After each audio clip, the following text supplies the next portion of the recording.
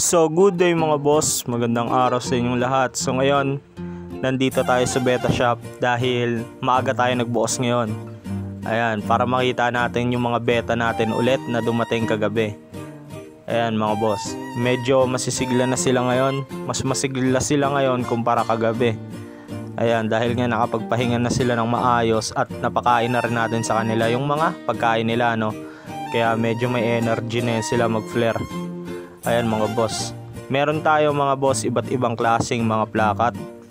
Ayan, itong mga pinapakita natin ngayon, mga ano na to, ready for breeding na yan mga boss. Ayan, kita nyo naman ang kapal na ng bubble nest, no?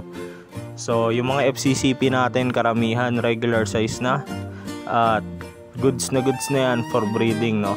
So meron tayong male and female niyan mga boss, pero meron din tayo nitong mga Dumbo ear na elephant ear. Yan, going regular size na rin yan mga boss.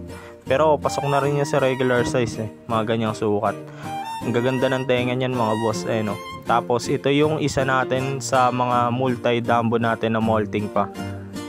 Ayan, so nakapagpahinga na siya ng maayos, kaya maligalig na siya uli. Condition na kasi yung tubig nila Kahapon kasi ang daming namatay mga boss dahil nasira yung tubig habang nasa plastic, no? Pero ngayon, nalipat na natin sila ng tubig, kaya masigla-sigla na sila kahit papaano. Kita nyo yung lalaki ng mga tenga mga boss, no? Elephant ear yan. Mga ano pa lang to, mga 4 months old, no? Pero lalaki na agad. At yung iba naman natin mga boss, ito yung mga Dumbo ear natin na pinapakulay pa.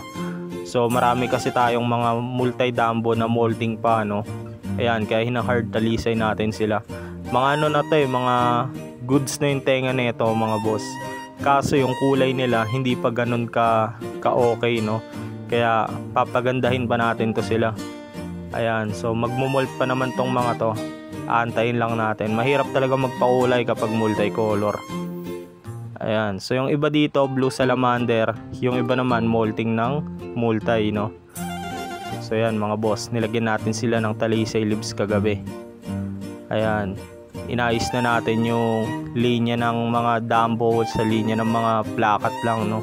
Para mas madali natin silang mabidyohan kapag magsisend tayo ng available.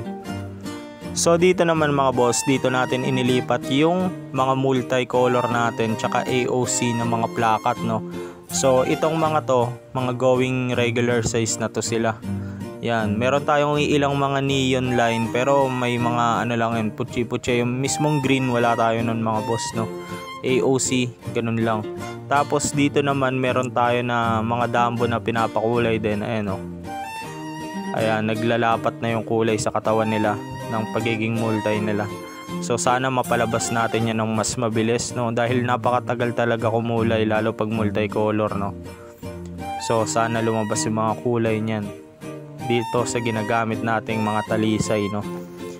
Dito naman mga boss, meron tayo ditong mga junior na yellow fancy. Yan, mga junior to. Yan, mga junior na yellow fancy. Magaganda yung yellow fancy natin ngayon mga boss, kasi yung markings nila sa katawan maganda yan pag nag-molt na. Kumbaga itong mga to ano pa to gaganda pa to lalo dahil mga bata pa sila. Ayan, no? Yan, mga molting pa yan, magbabakbak pa yan ng kulay kasi may final na kulay pa yan sila Tapos dito naman mga boss, dito natin nilagay yung mga beta natin na iilan, no? So yan, pero lahat ng bote ng lapad natin nilagyan na rin natin ng beta. So dito natin ina-out yung mga budget meal natin, no? So yung mga halos presyo ng ano lang, yung mura lang, no? So yan mga boss, ayun yung quality nila. Ayan, so dito natin sila inilagay sa bote ng lapad para mas mabilis natin sila mabidyohan kung sakali. Ayan, no?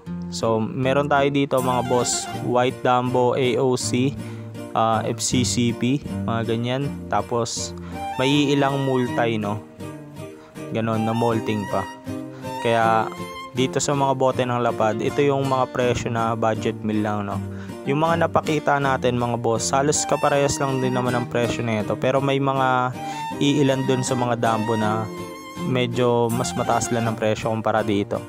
So yun lang mga boss, magandang araw sa inyong lahat. Ako nga pala mga boss, si Young on Earth, at dito lang tayo located sa Pasay City. Dito lang yan. So maraming salamat sa panonood nyo. Hanggang dito na lang, Young on Earth, at ito ang Red Phoenix Beta Shop.